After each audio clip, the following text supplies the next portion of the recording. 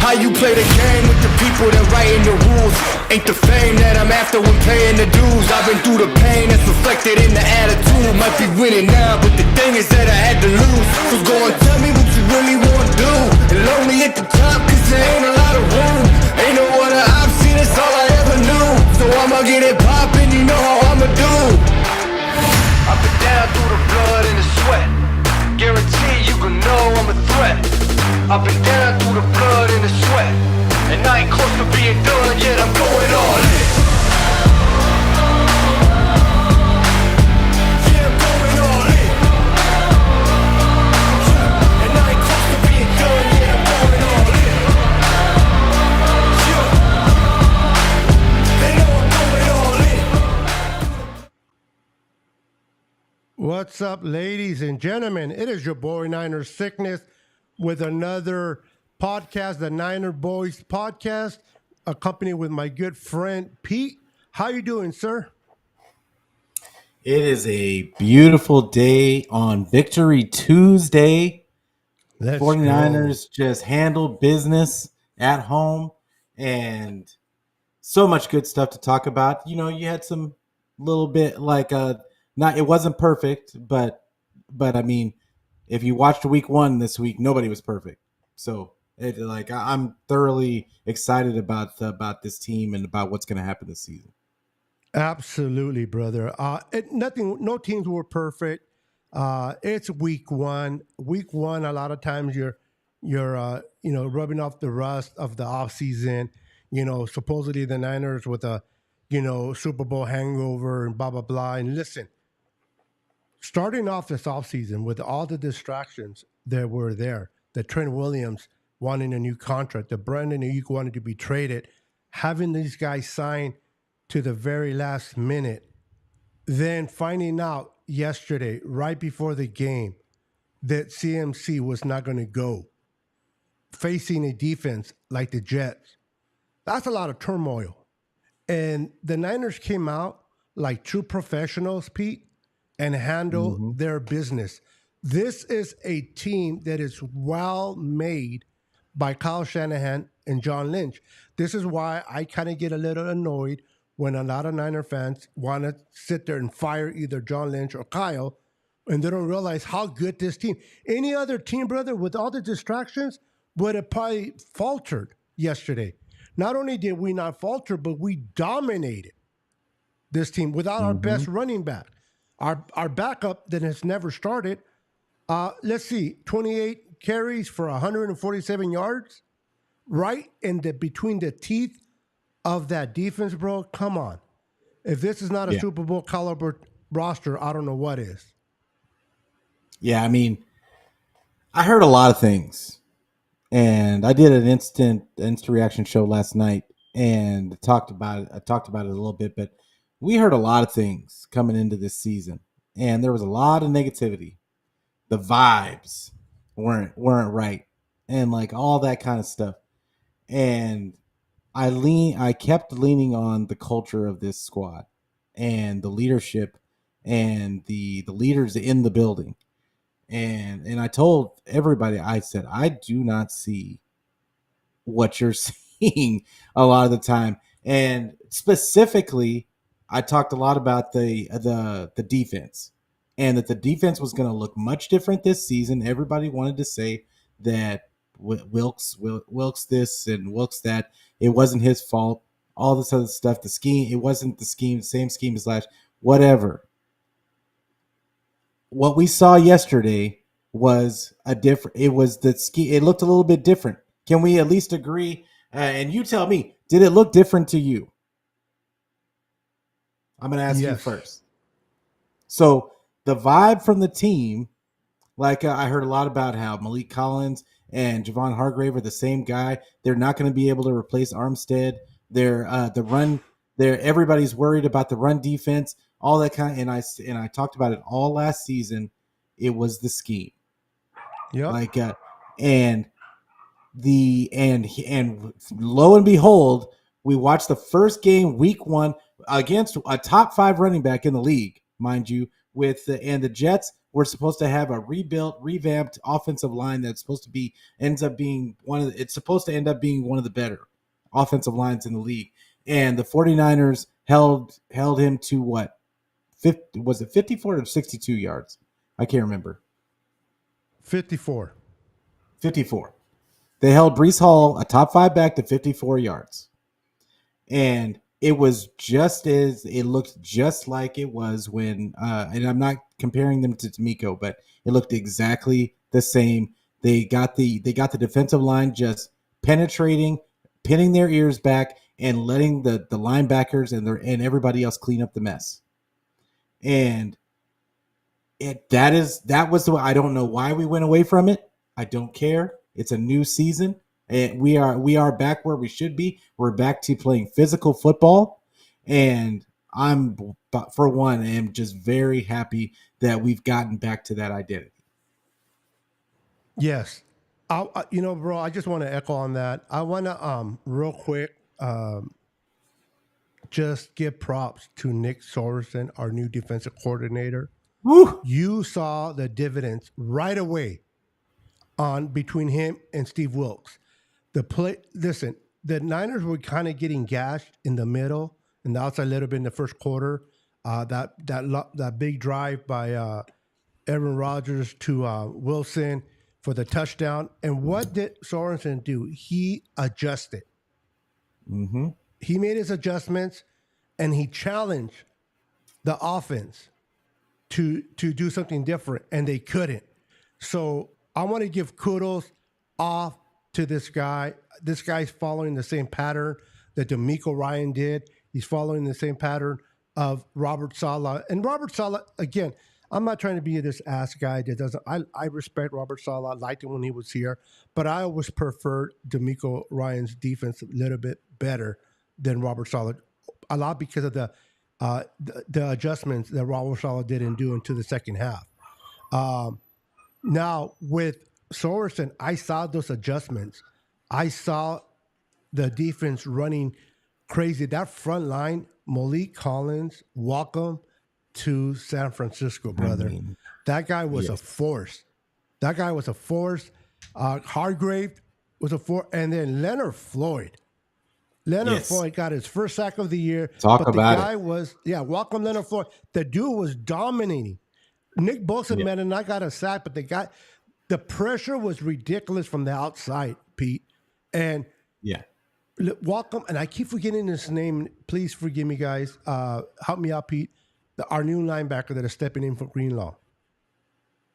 Oh, Devontae. Is it Devontae? It's Devontae Campbell, right? It's Campbell. Devontae Campbell. Okay, he to me, and again, don't bite my head off. I'm not saying he's Fred Warner. No, but the dude looked a lot like Fred Warner in some of those plays. He was out there sideline to sideline.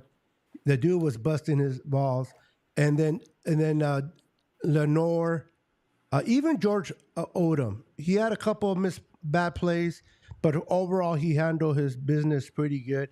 The secondary was great. We didn't hear too much about Ward, but a lot of times when you don't hear about a corner, it's not always a bad thing.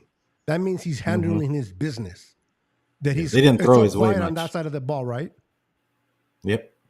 Yeah, they didn't throw his way much. No, this defense, the Niners truly showed which defense was superior on Monday night. Our offense, listen, you may agree with me, Pete, or may not agree, which is okay. The fan base watching may agree with me or not. This is me, Niners sickness, personal opinion. But I think this was the best game I've seen so far from Brock Purdy. It's so I know what you're saying, and I see and I know what you're talking about. I do want to mention something that I saw in the comments. Nobody's crowning anybody week one. Correct. We're talking about the vibe. Yes. And the vibe is different.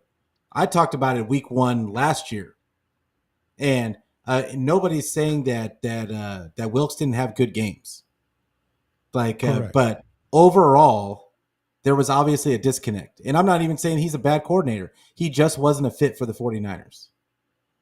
And that's not up for debate. Like No, he wasn't. it just wasn't a good fit. That's all. And I'm not even saying it was terrible, because if you go off of points scored and all that other stuff, like all the advanced metrics, like the defense was still top 5. But at the same time, it wasn't what we were used to. The run defense was far and away worse than it had been in the past. And like teams were, it was more of a bend but don't break, and that's not Niner football, in my opinion. And it's not, at the very least, I can speak for myself and say that is not the style that I would like to see this team play. And I don't think it's the style that they're used to playing. What we're used to seeing from them is what we saw yesterday, which is just a bunch of them hitting people in the mouth and making them fold. And like that, and I think that's more of what we're talking about. But as far as what you were saying about, what was the question? That this, I lost it. to my opinion, this is the best game that I've seen Brock Purdy play. Yeah. So Brock, okay. People are going to look at the stat line and they're going to say, "Oh, well, he didn't have any touchdowns. He also didn't have any interceptions."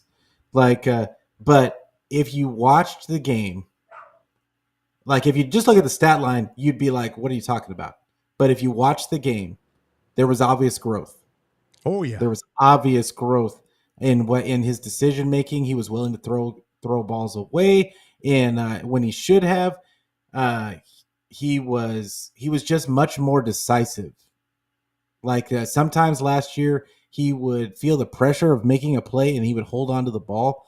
I saw him he was very decisive with where he was going with the ball, and he threw some dimes, and a couple of them were dropped.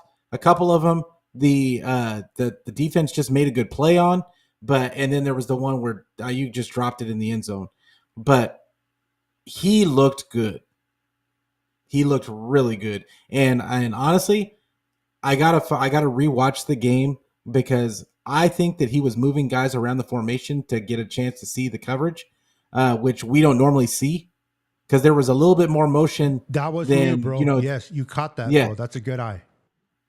Like there was a little bit more motion than there had been in the past. He would do the motions, the speed motions, and like all that kind of stuff, but he was moving, like Jennings specifically, around from one side to the other. He would move the running back a couple of steps to the left or right, and there was obviously something that he was orchestrating there, which to me it sounds like growth.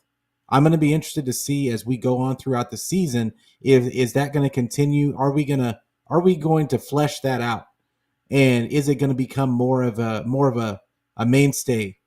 Because I know that people are going to say, "Oh, well, Jets offense has always been trash." They've got Aaron Rodgers now. They've never had a quarterback ever. And there's a lot of teams out there, good teams, that look really bad against the 49ers. I think it was just a really bad matchup for the Jets. It is what it is. I thought it was going to be a much closer game than it turned out to be, because I wasn't counting on Sauce Gardner giving up. Like, I don't know what that was. They said he was dehydrated, but I mean, you've got IVs on the sideline in NFL games, so I don't want to call him a quitter, but like, it didn't seem like he got tired of getting hit by freaking. It was weird. Marshawn Lynch. Yeah, it was weird. Like, so I don't know what happened with him, but he removed himself from the game, or they removed him from the game, and then they lost Mosley, they lost Clemens. I believe it was Clemens that went out early, and there was multiple guys that, when you go up against the 49ers, like, it's a known fact that teams don't do well after they play the 49ers, because of the beating that they take. And I think that that's what we saw a lot of yesterday. So yeah, I was thoroughly impressed with Purdy and all the things that I was seeing. I saw absolute growth, and I'm really encouraged as to what we're going to see. Jennings being as involved as he was, I thought was huge. I don't know about you. I love Jennings, bro. Jennings is so underrated for what he is called to do. The guy, I think they threw it 4 times at him, he caught, or 6 times he caught them all. huge plays, plays that we need. I love Jennings. I love his development in this offense, and I love that he's only getting better.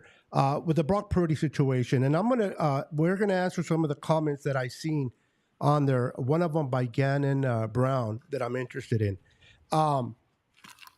But Brock Purdy, you're right. If you look What at up, Damon? if you look at the stats, people might say, "Well, hey, Niner sickness, what are you talking about? Hey, Pete, what are you talking about? He didn't throw for no touchdowns. He only threw for 230 yards, blah blah blah." But when you look at the film, when you look at his mechanics, you look at his footwork, you look at the way has developed from last year to this year, having that off season, not worrying about injury, you can see the difference. You can see the confidence in the throws. Some of the decisions that we kind of like, what were you thinking? He's not making them. At least, and again, we're not hyping anybody. There was one. Yeah, there was one. Yeah. Well, no, but again, he wasn't perfect. But for the most part, I mean, last year, even against the Pittsburgh Steelers, which he had a good game, stat-wise, was a better game, stat-wise. But he has a couple of those balls that he would have wished he would have gotten back last year. Not so much this year. And this is what people don't understand. If you look at the stats, last year was a better play. But if you look at the actual work, he did better work yesterday than he did last year. So I'm confident in his building. And again, to the point of Gannon, how you doing, brother? And Kenny, everybody, Ricky Diaz, everybody popping in. I appreciate you. I'm gonna see chat getting hyped early. If I can find it. It's something about where is it? I should have just bring up his name. Something about not crowning or not. Yeah, it was early. It was like one of the first comments. Yeah, I don't know where it's at. He said props week 1. We weren't giving our old DC props after week 5 against the Cowboys. No, it wasn't that one that I read. It was a different one. But to the point, like, don't go ahead of yourselves. It's just week 1 type of thing. Props week 1. I'm only pointing out the things that I saw yesterday. It's only week 1. Everything can go to shits next week against the Vikings and so forth. I'm not saying for the Hoyer, but I am making notation. I can't speak for Pete, but I am only speaking of what I saw from Brock yesterday, what I saw from our defense. He mentioned about the pass rush. The pass rush in the sense of sacks wasn't there, but the pressures, and I'm a huge believer in pressures more than sacks. I love sacks. Mm-hmm. Sacks, you finish the job with the sack, but to me, it's pressures. Are you disrupting the quarterback? Are you penetrating the backfield? Does the quarterback know you're coming? Does he get funny feet when he hears you or sees your number? I love pressures, and I saw a lot of that from Leonard Floyd and Bosa. Malik Collins. And Bosa. These guys, and then Malik Collins. That guy, one of the things that Eric Armstead could not do very well was rush the passer. And he wasn't that great in defending the run. He was good. Malik Collins can do both. And he looks like he is a man on a mission. He wants to be a starter, and he wants to show the world what he can do. Now, it's only game 1. I want to see repetitions of this from him. Okay? So I'm acknowledging what I saw from him yesterday, but I'm not crowning him into the whole year. I want to see consistency from him. Because we were fooled. I don't know about you, but me, like a big dummy, I was fooled by Drake Jackson last year. Yeah. Drake Jackson had 3 sacks. Oh, man. He looked like, right? He looked like he was like a Hall of Fame and everything. And then I was like, we back. Yeah. Like, it's 2019. Yep. And then he decided to go to sleep like a bear and hibernate. Yeah. So I'm not, I'm not going to make that same mistake, but I do want to acknowledge what I saw from him. We were able to contain, arguably, the running back that they say is kind of like the clone of CMC. And he's a great runner. I know he's coming off an injury, but he's a great runner. And he was only able to muster 54 yards against our D. And it wasn't those big gashes. Remember last year, those big gashes, like, oh my God. You didn't, I mean, as soon as they give the ball to him, it was like boom, boom, boom. And he was on the ground. I mean, they will give up maybe 3 to 4 yards, if that, per carry. I mean, the Niners were disciplined. And real quick, Fred Warner, I cannot say enough of this young man. This man, it's like he never turns it off, right? This guy comes and plays his butt off, and the dude was everywhere. That pinochle, the peanut hit that he loves to do, man, when I seen him do it and that ball came out of Brees Hall's arms, I'm like, we got this. This defense was amazing. So keep in mind, again, I can't speak for Pete, but for myself, if you hear me all excited about yesterday's game, I am. But it's just about yesterday's game. I'm not this guy that's going to be, we're Super Bowl bound and we're going to beat 3 Mahomes, blah, blah, blah. No. We take it week by week, but there's nothing wrong with being hyped after seeing our team come out week 1 after all the things that was happening in the offseason. Are you leaving? Is he staying? Is he leaving? Is he staying?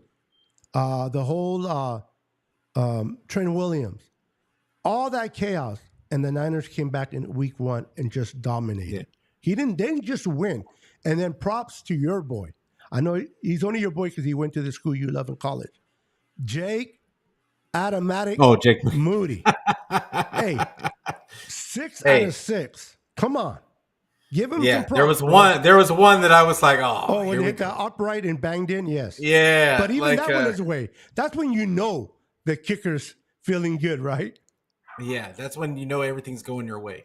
But I got to speak on something that I said. So to answer Gavin's question right here, what did you think of the pass rush? I was good with the pass rush. You want to know why I was good with the pass rush? Is because Aaron Rodgers was getting the ball out in 2.23 seconds. That's the tweet I saw earlier today. That was the stat. Which is the quickest of any quarterback in week 1. So if that was the game plan, and that is consistently the game plan against the 49ers, is for teams to try and get the ball out as quickly as they possibly can because they know they're not going to have time. That he didn't have all day. There was a couple of dropbacks that he had where he actually had time. But for the most part, they put a lot of pressure on him. Every single defender across our starting defensive line had a 90 or better grade, if you believe in PFF stats. So I think it was an awesome performance by our D-line. I just loved Malik Collins, his performance and the penetration, it really speaks to what I said earlier about going back to what the 49ers do well, which is let these defensive linemen pin their ears back and just penetrate the line, get up the field as fast as you can, get off the ball and bring the energy, and then let these linebackers that are athletic as hell come and clean up the mess that's left behind. And that's why you see Devondre Campbell and Fred Warner all in the same place making gang tackles all over the field, is because they're no longer on islands like they were last year. They were put in coverage a lot last year, and they were stuck on islands. And when they missed a tackle, it was glaringly obvious. The 49ers missed tackles yesterday. But guess what? There was somebody right there to clean up the mess. Yep. So that is the difference in the scheme. And so, like I said earlier, we can nitpick. It is week 1. Let us be excited about week 1 and what we saw. Nobody's crowning it. Nobody's saying that we're going to the Super Bowl and winning the Super Bowl tomorrow. Nobody's saying that, but let us enjoy today. Absolutely. The funny thing is it was a great game. It was, like you said, it was a dominating performance. Yes. And honestly, they should have beat him by more. If we make a couple of catches because Brock Purdy was hitting guys in the hands, then it's a worse beating. But they dominated, even not playing perfect. And think about this. One more thing. They were still missing CMC. They were still missing They were Trent Williams and Ayuk hadn't had any practice, no training camp, and no preseason. Then they were still missing Afanga. They were still missing Dre Greenlaw. Like they don't have their Pierce Hall isn't like their rookie, their first round pick isn't involved at all because God bless him that he survived the shooting and that he's in a good place. They're talking about him coming back on week 5, which is just crazy to talk about. Like after a man went through a life-threatening ordeal like that. I mean, but big up to him. Like he was back to practice the next day.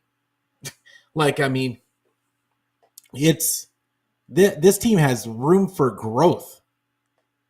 And like the culture is the culture. I haven't even started talking to you about my guy JP Mason. That Beto, you know this. I've been talking about Jordan Mason for all 3 years he's been with us, and pounding the table for this man. And he finally got a chance to show what he's capable of.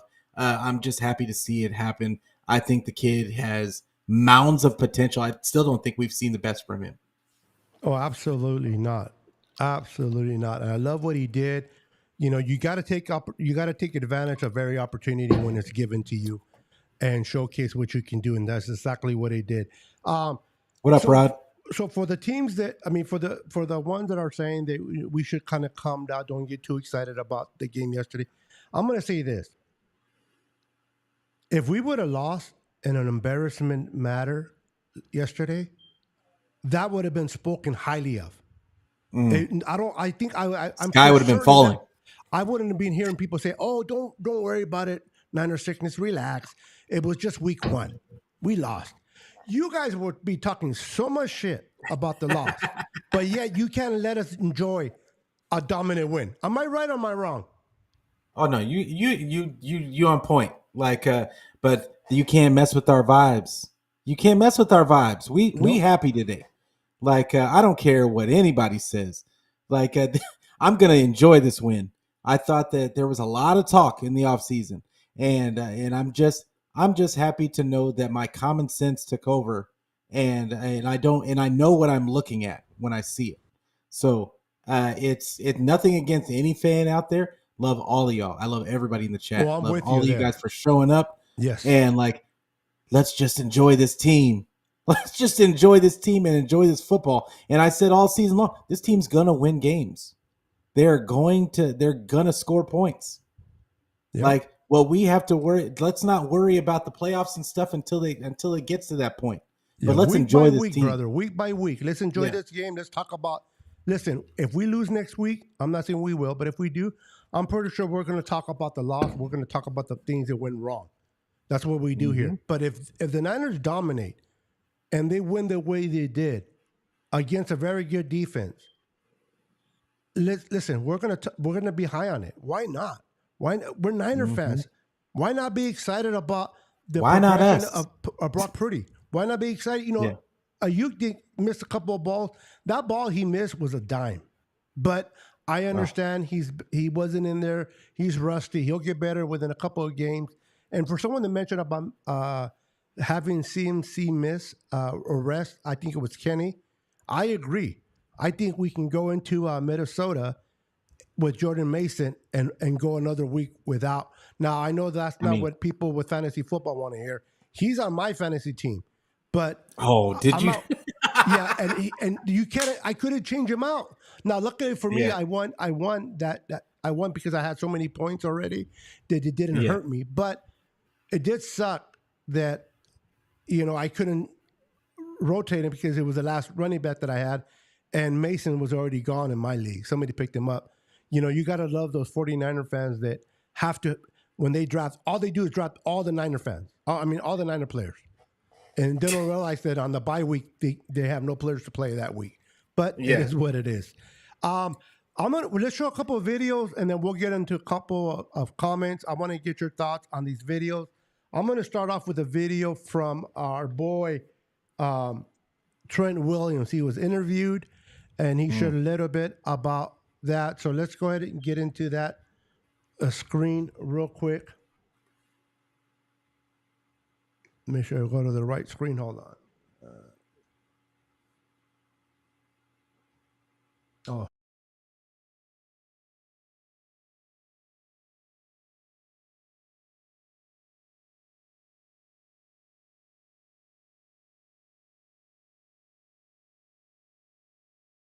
Let me know if you guys can hear it, okay?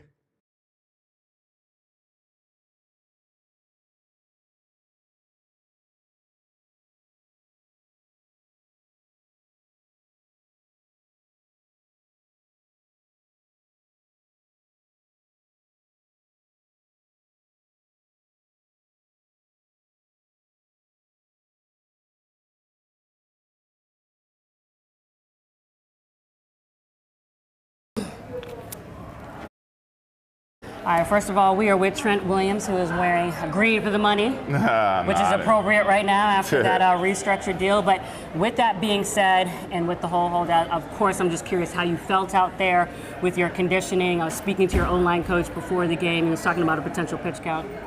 Yeah, thought I'd be on a pitch count, but it didn't feel as bad as I anticipated.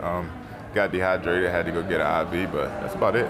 What was your thoughts just on how the offense took some time to get assimilated into the pace, because the Jets defense came out there, established themselves a little bit with that Quinnen Williams rush up the middle to Brock, but then you guys got more into a rhythm, especially with the run game? Yeah, obviously that's a great defense, so we knew they were going to come out firing. I knew that 95 is an amazing player, so we knew that he was going to be tough to deal with. But it's a long game for a reason, and one play doesn't make us. We knew we just had to continue to play our style of ball, and it'll break loose. What did you think of Jordan Mason out there? I mean, I was just passing by Drew Rosenhaus, and we were looking at Jordan Mason doing his interview after the game, and I was like, see, that goes to show all undrafted players out there that you can still, no, for real, go out there. CMC's not playing today. You get over 100 yards rushing. I mean, what did he show you today? He showed me that a couple years ago, so this ain't nothing new. Everybody around here know what he can do. So we knew that he was going to run the hell out the ball today, and I already figured he would have a successful day just because of watching him and seeing how hard he runs. It's hard for him not to be successful running that hard. So I was just curious too, what was your impression of Aaron Rodgers? Obviously coming out there, 40 years old, trying to come back from the Achilles. Obviously I know you play different side of the ball or what have you, but what did you think of just how he looked out there? He looked good in my opinion. We got a great defense. I think they was able to get to him a couple times, but he's Aaron Rodgers. He's a go for a reason. So I was just enjoying seeing a guy older than me out there being able to play. And last question here, I'm just curious how you felt and how it was important for you to reacclimate to the team. I saw your comments on Ricky Pearsall and just the impact that had on you, and just also, balancing your personal principles with, the leadership role and trying to be that glue at the same time. Yeah, that's just kind of the role I play in the locker room, and obviously being away, you miss that role, and you miss being able to hang out with the guys and meet the new guys. So, I was ready to get back so I can assume my position and help this team win. But at the same time, still, I just want you to speak to the importance of still holding your principles, because there were a few players that were holding out, this offseason, including Hassan Reddick and, obviously your teammate, your wide receiver, and Brandon Ayuk. Yeah. Talk about how, I want you to speak to that balancing portion, though. Well, I think every situation is different. I never thought I'd be in that situation. It's the first in my career, but holding out? Holding out. Well, for a contractual wise. So Okay. that's what I was thinking. Okay. But it's business is business, and everybody deal with it. Nobody is above the business side of it. So and coach understood. Everybody understands. It's not the first rodeo. So our teammates actually supported me really well. Me and Cal and John, we stayed with a good line of communication. That's good. Never a very contentious situation. So, it was obviously it's nothing that you want to do, but I was able to get through it, and got to get that guaranteed money. Yeah, you got to. It's a volatile game, so. Well, first of all, I just want to thank you for taking the time to talk to me. Problem. You didn't have to do that, but you were OG. We go way back in terms of these interviews, so thank you for taking the time to talk to me. I really appreciate that. All right. So what are your thoughts on that, Pete? I mean, it's typical Trent. Like he always does a good job not falling into the traps. Not falling into the traps.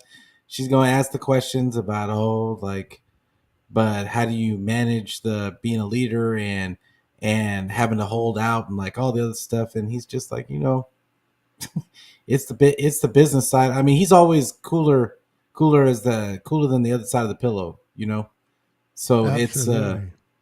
yeah, he's never going to fall for the banana in the tailpipe question. So it is what it is. But I love what he said about Jordan Mason and the fact that everybody knew, like anybody that had watched Jordan Mason run the ball knew what was about to happen. Right. Like, And for those that don't know, I mean, he referenced the movie Beverly Hills Cops with Eddie Murphy, with the banana in the tailpipe. I forget how old I am sometimes. Like, Bro, don't talk about how old you are, because that just makes me look like a grandpa when it comes to how old you are. Listen, I don't know what do you think? I don't know what you guys think of this guy, but I love this guy. I like his takes. I think this guy speaks from the heart. I don't think he's no BS in him. I have a hard time pronouncing his last name, so if I screw it up, I apologize. But I think you know who I'm talking about. Brian Dinger, Baldinger. yeah, I love what he says. So I want to show this clip, him talking about Brock Purdy from his point of view, and then we'll talk about it. All right, Pete? All right. Let me see. I get it. It's That's how the 49ers create matchups. That's how the 49ers create matchups and how Brock Purdy understands what they're doing. All right, that's Jawan Jennings going out wide to a bunch. Jets in man coverage. All right, now, you have to throw these passes on rhythm and timing. Remember now, right here, they got Ayuk on the safety. Ayuk didn't go to training camp. He hasn't been there. He's been there for a couple of days. This throw right there is out of Purdy's hands. Right to a spot. All right, beating the safeties. All right, there you go. Now you get this right here. All right, here comes Kittle in motion. Now, watch how they attack the safeties here. They anticipate the cover two shell right here, and they're going to attack both safeties. And watch how it just expands the defense right here. Ayuk and Jennings. Now, look at this hole that Jennings has to throw. Now, the protection's perfect, and he gets the ball to Jennings perfect. All right, now let's watch this. Sometimes you just got to play quarterback. This is a 7-step drop from under center. Just count them. 1, 2, 3, 4, 5, 6, 7. Now step up, hitch, step. But here comes Solly Thomas. Now you got to play quarterback. There's Ayuk. How can I get it to Ayuk right here? With Solly all over me. Oh, yep. Bam. 2nd and 9, 10 yards, first down. Got to play quarterback. Now you get this right here. You get this bunch here. It's 3rd and 4. Now, again, you got to play. You got to get the ball out of your hands, and you got to throw it with anticipation. They got exactly what they want. There's Jennings making the break at 5. The ball's perfectly thrown. Perfect. You can talk about all the systems you want. This is 2nd and 9, late 3rd quarter right here. Here you go. All the movement goes with Mason. Watch. Kittle, Pooney. Oh, that's Debo right there. They'll fake to Debo, right? All the Jets are moving. The defense line doesn't know what to do. They don't know what to. They're just standing there. And here comes Jennings, wide open. I mean, it's everything. It's Purdy. It's the motions. If there's a shift, there's a motion every play.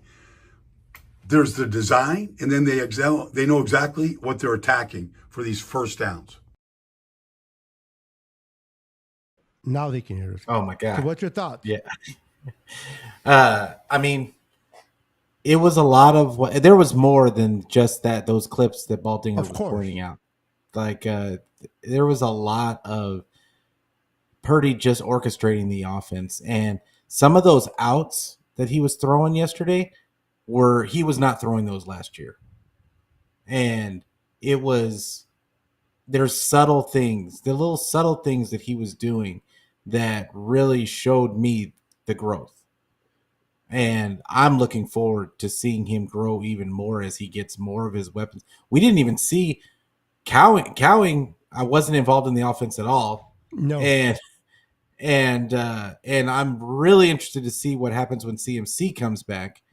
But then when Pearsall eventually works his way into the mix, how do they work him in?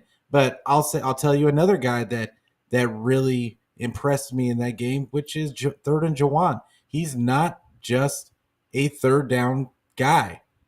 He is a really good route runner. And he's not the fastest guy, but he finds himself open in this offense.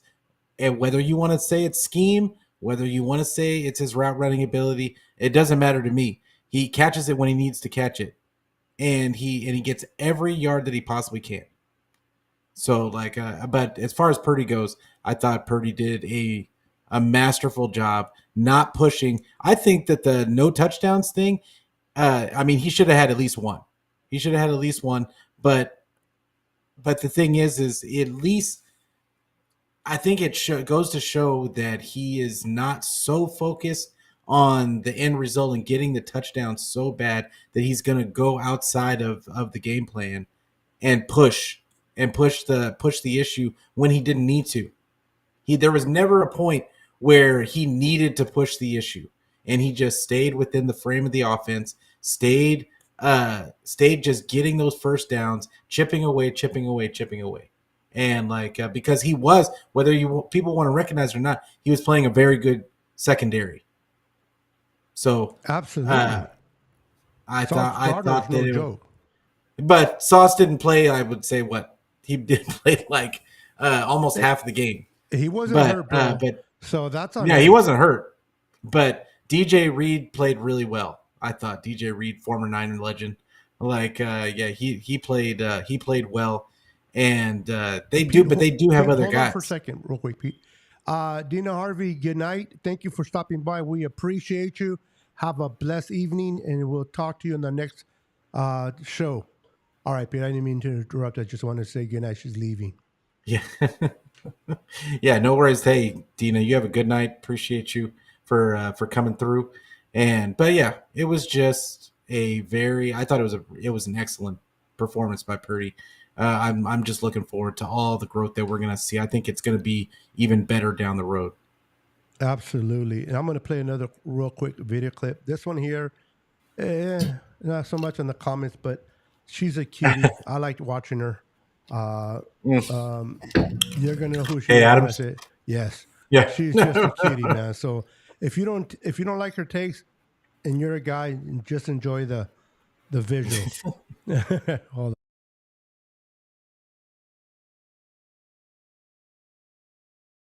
This was a Shanahan masterclass. He loves tormenting his former proteges. We talked to George Kittle about it. It'll be great to see Kyle Shanahan unleashed against Saleh, who he knows in and out. What a chess match that'll be. Wasn't much of a chess match, if you ask me. Shanahan's won 9 of 10 with his starters against McVay. 3-0 in the playoffs against LaFleur, and now he does this to Saleh? That's a woof. That is a woof for everybody else. And you got to give credit to Jordan Mason, star of the morning here. 3rd year back out of Georgia Tech.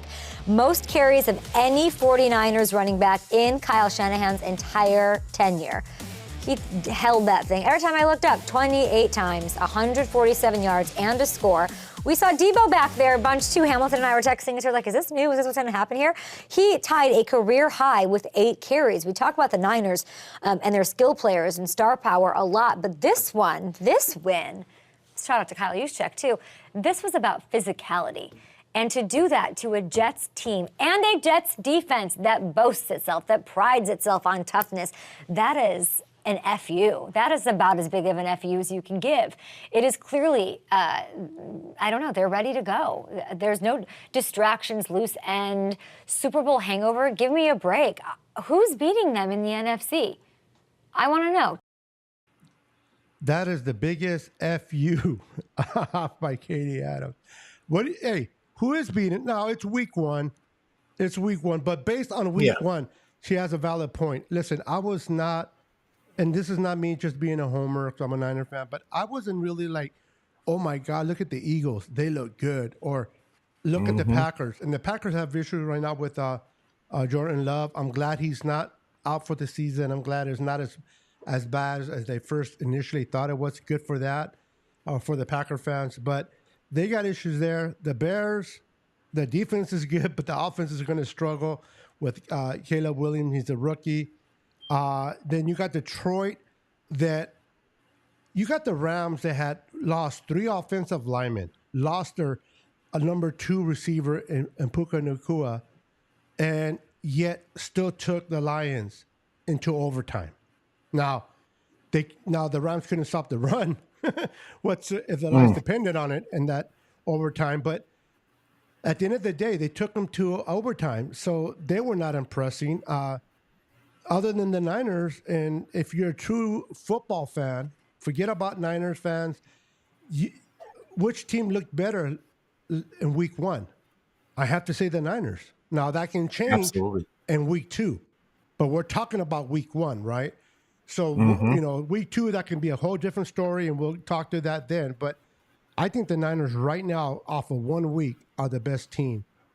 And Kansas City looks like they're the best team. So if I can name the 3 best teams that I think are the best teams right now, it's Kansas City, Niners, and then the Ravens, in my opinion.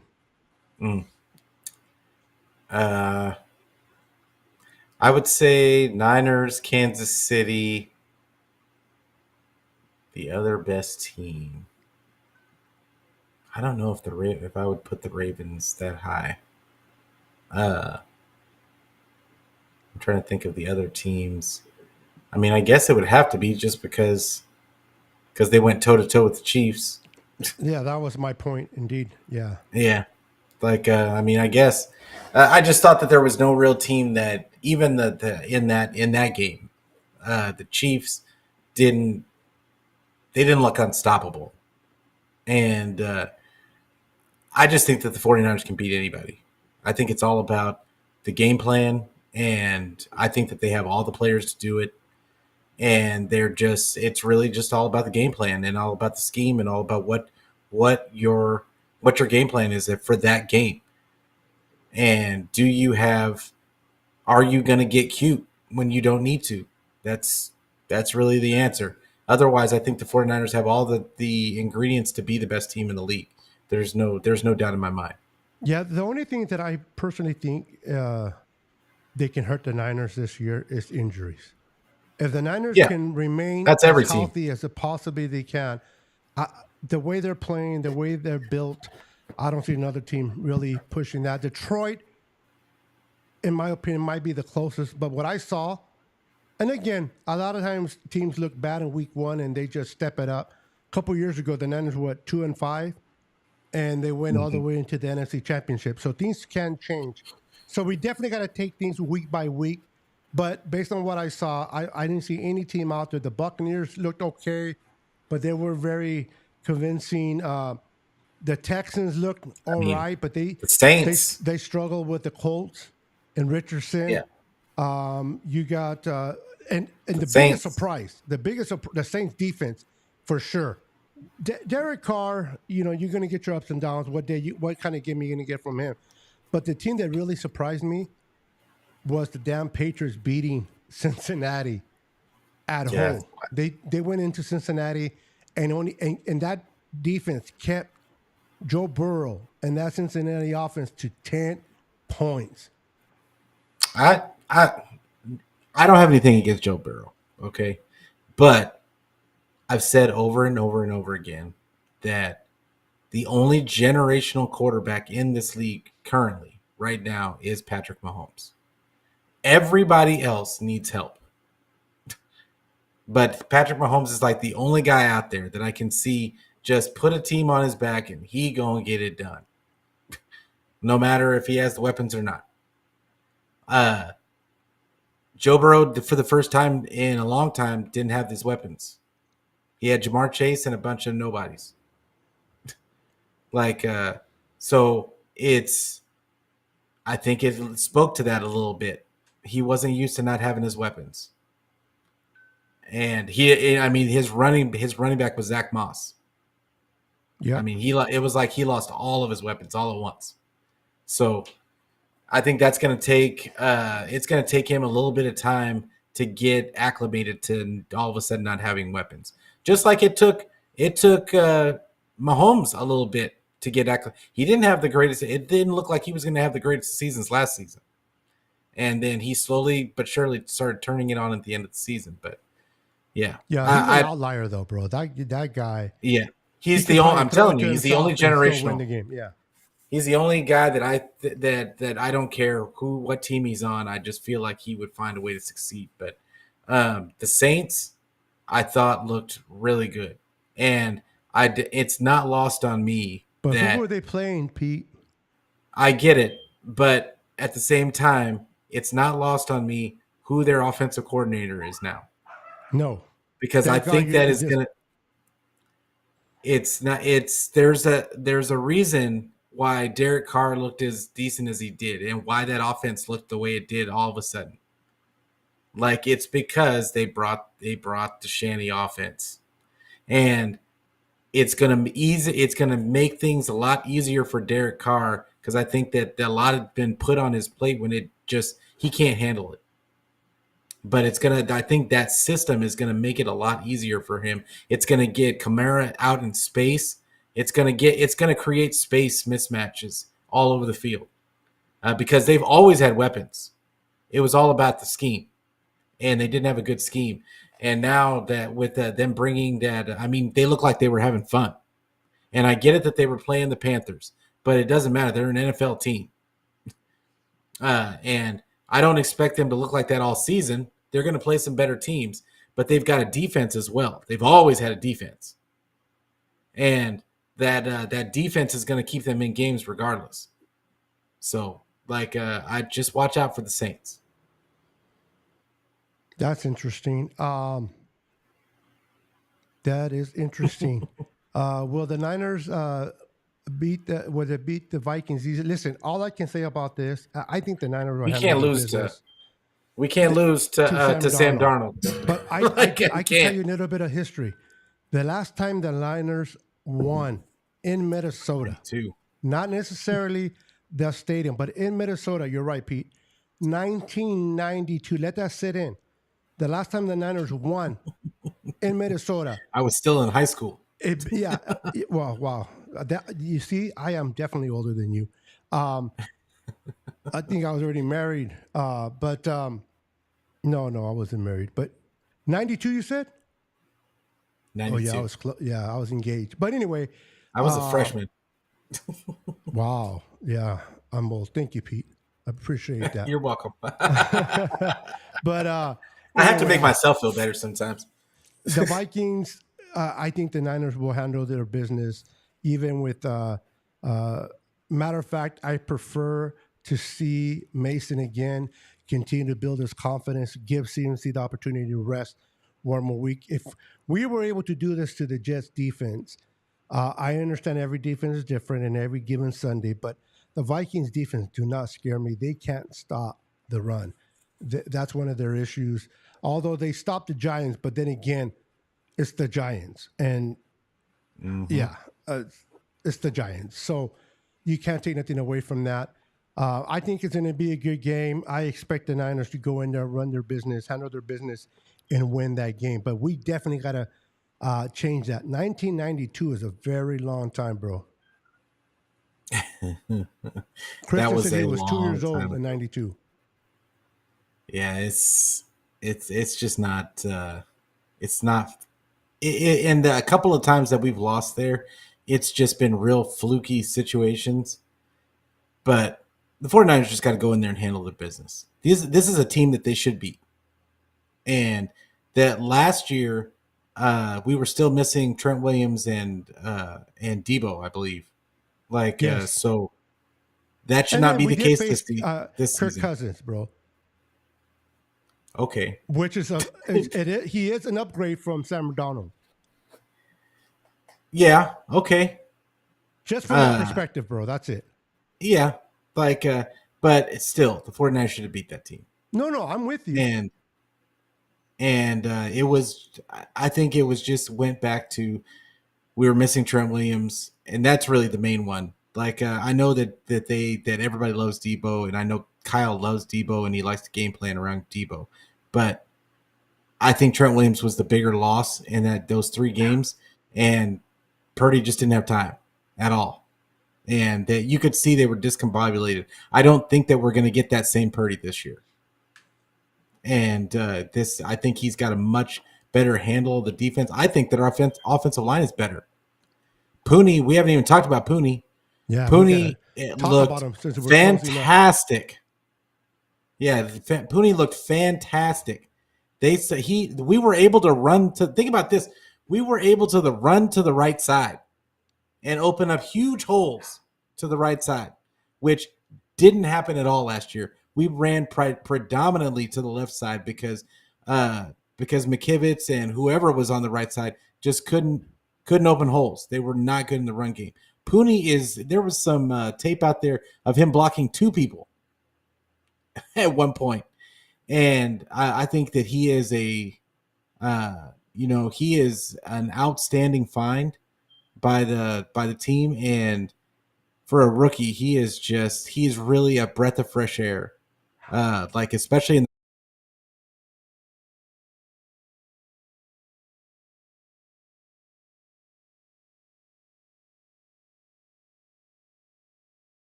It was real fun. I had a lot of fun. It's a fun team to play for.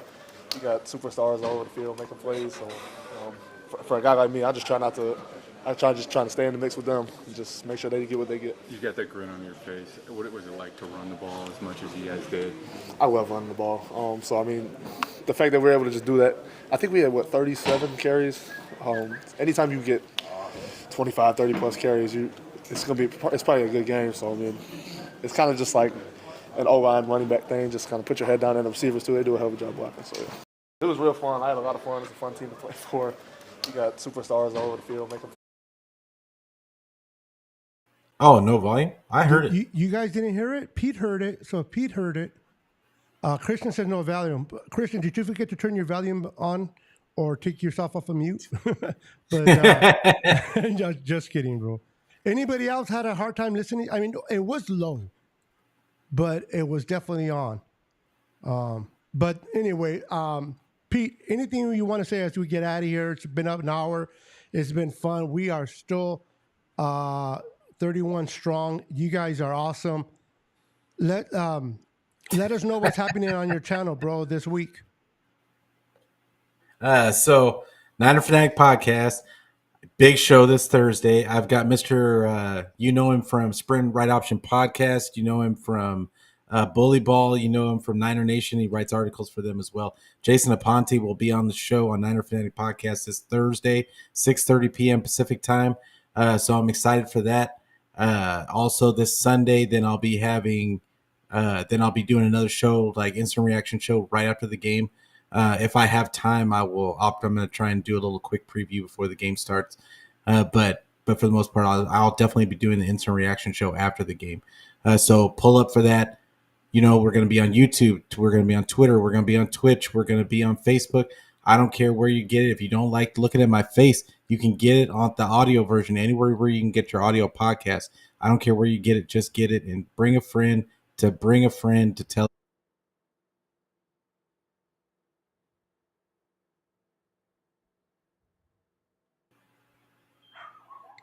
Go ahead, bro. And that's it. That's it. All right. I just wanted to put all your channels on top of you so that they can see everything you got going on, brother. Oh, yeah. I'm everywhere on socials. Like you can I'm on Instagram. I'm on Threads. I'm on Facebook. I'm on Twitter. He's on steroids. He's on on the pipe. Hey, no, just kidding. Whatever it takes to get through it. Oh, easy killer. Easy killer. Real quick, I just want to make sure that I want to give kudos to everybody in the chat. I say this all the time. You guys are definitely the MVP of the night. Without you guys, we are nothing. We're just talking to each other. Thank you for showing up, showing out. Thank you for being so involved in the comments. We truly appreciate each and every one of you in the chat. give you a hand of applause. Thank you. Love thank y'all. You, thank you. Thank you so much for tuning in. As for me, every Tuesday, I am here with Pete, my boy Brandon. On Thursday, I'm going live at 5 p.m. Pacific Standard Time with Jess from East Coast Red and Gold, the Niners Now podcast. And then on Sunday night at 8:15 Pacific Standard Time, I call Niners After Dark. I go on by myself and we talk football, what took place the whole day of Sunday, talk about our other teams, and then definitely end in a good note by talking about the best team in the NFL, which is our San Francisco 49ers. So make sure you're tuned in. Make sure you're subscribed to all of our channels so that you can follow us, what we're doing, and make sure you hit the notification bell so that you will be notified when we go live. And real quick, do me a favor, guys. Please keep Brandon grandmother in your prayers. The reason why Brandon was not able to be on the show tonight is because unfortunately her grandmother fell and she is at the hospital, and he went to be by her side and show support. So please keep Brandon's grandmother in your prayers for a speedy recovery, and show him the love of the faithful. With that, Pete, it's always an honor talking with you football. I always enjoy it. Thank you for coming on with me today. Brandon, we have you in our prayers, brother, for your grandma's speedy recovery. Until next week at 6:30 p.m. Pacific Standard Time, come and join the Niners Boys podcast. We are out of here. Go Niners. Go Niners.